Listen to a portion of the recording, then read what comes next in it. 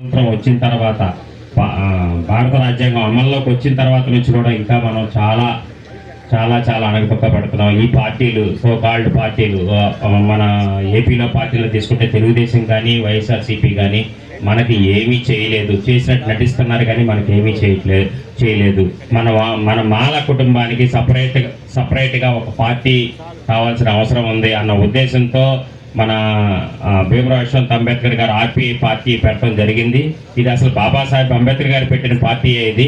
దానికి మన రాష్ట్ర అధ్యక్షులుగా మన ఉప్పిరెడ్డి దేవిప్రసాద్ గారు ఈ పార్టీని చాలా ముందుకు తీసుకెళ్తున్నారు. మన మాలలో 9.7% ఉన్నాం. 9.7% అంటే అదే అఫీషియల్ లెక్క ప్రకారం, అన్అఫీషియల్గా 11% ఉన్నాం అంటున్నారు.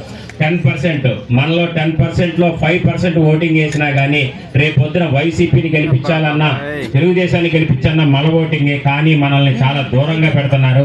అందరం మనం పార్టీకి మనం సపోర్ట్ చేసుకుంటే, మీ పార్టీ ఆర్పీకి సపోర్ట్ చేసుకుంటే మనకి ఎలాంటి అవమానాలు కానీ చేత్కారాలు కానీ అవన్నీ జరగకుండా మనకి ఈ రోజు మన జరిగిన వర్గీకరణలో మనకి తీవ్రమైన అన్యాయం జరిగింది.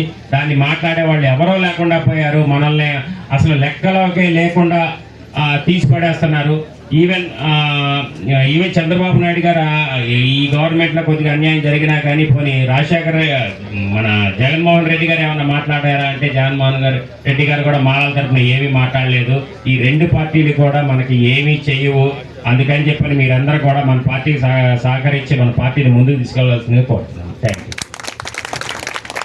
Thank you.